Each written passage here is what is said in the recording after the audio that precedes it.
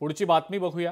पालघर जिल्हा परिषद शाळांमध्ये विद्यार्थ्यांच्या जीवाशी खेळ सुरू असल्याचा धक्कादायक प्रकार उघडकीला आलेला आहे। कारण या शाळांमध्ये शालेय पोषण आहारात बुरशी आणि अळ्या सापडलेल्या आहेत। आनंद लक्ष्मण चांदावर विद्यालय खानिवली आणि चिंचणी जिल्हा परिषद शाळा 3 इथं आलेल्या पोषण आहारामध्ये बुरशी आणि जिवंत अळ्या आढळून आल्यानं एकच खळबळ माजली आहे। या सगळ्या प्रकरणी आता कंत्राटदारावर कारवाई होणार का असा सवाल तर उपस्थित होतोच आहे। मात्र पोषण आहार निकृष्ट दर्जाचा येत असल्याच्या ज्या तक्रारी या शाळांच्या येत होत्या, मात्र त्याकडे प्रशासनानं सुद्धा दुर्लक्ष केलंय की काय अशी देखील एक चर्चा सुरू आहे। त्यामुळे आता या सगळ्यावर नेमकी काय कारवाई होणार हाच खरा प्रश्न आहे।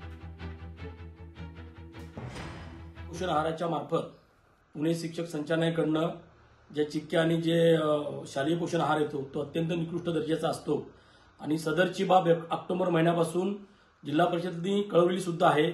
मात्र तरी सुद्धा अशा प्रकारच्या बुरशीजन्य जे चिक्की वगैरे येतात याच्यावर सखोल चौकशी होऊन यांच्यावर अॅट्रॉसिटी ऍक्ट दाखल करावा अशा प्रकारची मागणी मी आपल्या माध्यमातून करतो।